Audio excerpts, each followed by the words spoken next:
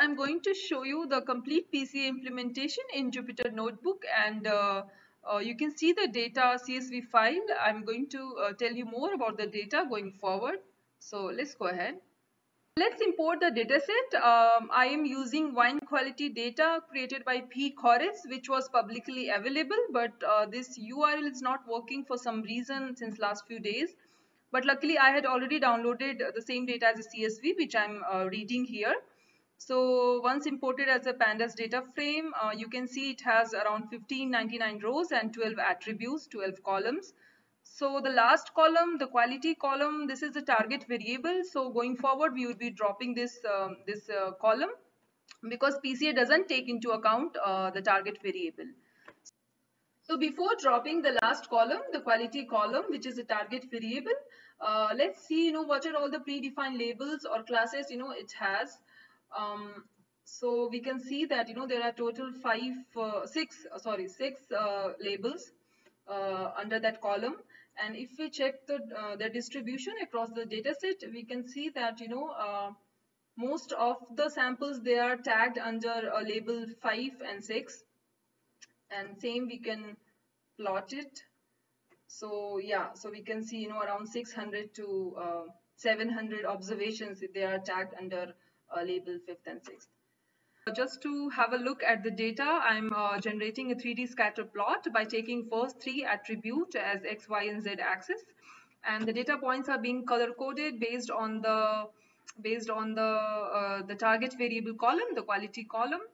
So you can see here that the labels doesn't seem to be very well segregated. Yes. So before we move to the PCA, as I said before, let's drop the target variable column because PCA doesn't take into account the target variable or the labels or the classes of the data. So I have tried to do the same here, and you can see the new data frame, it has only 11 attributes, before it was 12. So now the first step of PCA, which is data scaling. Although I have explained enough about this method in my previous videos, still I have tried to attach a small theory here in case if you missed it. So now here I have written a small function to standardize my data. And but if you want, you can also use, you can import the sklearn standard scaler to do the same. And in both way, you should get the same output. So here this is the standardized data frame. And now the second step is to compute the covariance matrix of the scale data, because it's going to tell us, about the linear relationship between all the attributes, whether they tend to move in same direction or inverse direction. So I have generated the covariance matrix here, you can see, and have tried to plot it as a heat map here. So the darker cell, they indicate a higher correlation between the attributes. So now we will go for eigen decomposition of covariance matrix, and by now we all know that what is eigenvector and what is eigenvalues. So eigenvector tells you the direction of that principal component, direction in which data is dispersed, and eigenvalues tells you the variance captured by that component. So higher the eigenvalue, more significant that component or that eigenvector is. And we also know that n order covariance matrix, it gives us n number of eigenvector and their corresponding n eigenvalues. So you can see here that our covariance matrix of order 11, it gave us 11 eigenvector, and at the bottom we can see the eigenvalues. So now to explain you a very important point here, I need to convert this NumPy array of eigenvectors to a pandas data frame, which I have done here. But then the question is how to interpret this data frame. So we have the eigenvectors, then what does each row tells us here? So for that, let's understand couple of points here. So each principal component is a linear combination of all the variables or attributes in our original data set. So we have total 11 attributes in our data set, and if we go as per first point here, then our each principal component will be a linear combination of all these variables. So each component will have certain weights or PCA coefficients attached to it. So now if you see the third point here, then you should be able to interpret each row in the data frame.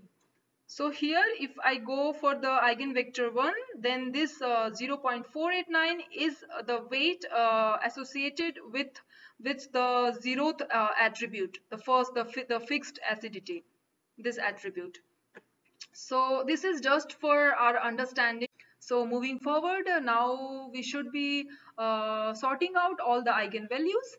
So here I have tried to do the same, and you can see that we have got all the eigenvectors in descending order based on the eigenvalues, and here we can see the total variance. It means the sum of all the eigenvalues. So it sum up to 11. So after sorting all the eigenvalues, we now move to next step where we would be deciding the value of k, the optimal number of principal components that we need to construct the projection matrix.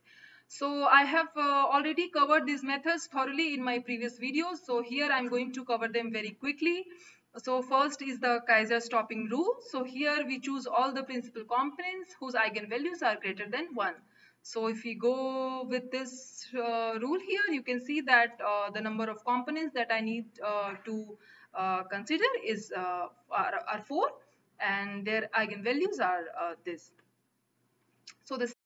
So now the second method is scree plot. So here we try to plot a graph between principal component number against its captured variance or the eigenvalues on y-axis. And then we try to choose the kth value where slope starts flattening.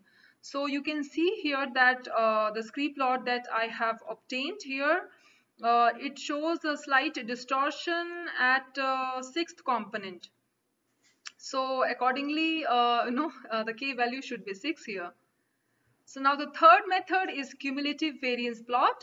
So I have provided some theory which I already explained thoroughly in my previous video, but still, if you have missed it. I ended up having cumulative variance for all the 11 principal components, and you see that the sixth or the seventh principal component, it captures almost 85 to 90% of variance. So if I choose k as 6 or 7, then I'm good to go, because it captures enough variance of our data set. So I have plotted the same. So based on these three methods which I just explained, I'm considering the optimal value of k as a 6. You can see here, and taking the 6 top principal components or the eigenvectors, I'm constructing the projection matrix here. So for better understanding, I'm converting this NumPy array of projection matrix into pandas data frame here. So now you can understand this. So we have projection matrix with top 6 principal components. So each principal component is a linear combination of our total 11 attributes. So the constructed projection matrix we would be using in our next step, the final step, to get the transformed data by throwing the original data set to new feature space. So the formula is very simple. We just multiply the original data set with projection matrix. So here you can see that I have tried to perform a dot product between the scale data frame, the original data set, obviously it should be scaled, and the projection matrix. So now what we get is the transformed data. You can see the exactly same number of observations, 1599 rows, but the number of columns here is 6. Because now we have 6 best informative attributes, the new set of attributes. So you can see the magic, how we ended up having the new data set with around 85 to 90% of variance captured here, but from 12 attributes to 6 attributes. So now I would like to mention a very important point here. Once you are done with the final step of PCA, once you are ready with your transformed dataset, then the question is how to rename your new set of attributes, how to find out the name of these principal components from those 11 attributes that we have in our original dataset.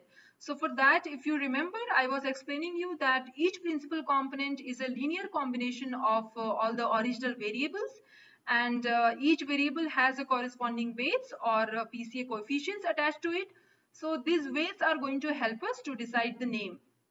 So for that, let's go to projection matrix. So here we have our original variables, 11 attributes. So now in projection matrix, for first component, let's try to find out the highest weight. I think it's 0.48, yes. So we can say that this first principal component is aligning mostly with the first attribute. So with the fixed acidity. So now similarly, we can say that yeah, so let's find out the highest weight for the second principal component. It seems 0.569, yes. So we can say that the second principal component is aligning mostly in the direction of, aligning mostly with the seventh attribute, which is, I think, this one. Sorry, this one. So like this, we can, we can rename all our new principal components, and then we are ready with our new transform data set. So in this video, that's all guys. Thank you so much for your time, and if you feel that you need some further explanation on some topic related to PCA, please feel free to drop your comments, and stay tuned for more videos, and till then take care, bye bye, thank you.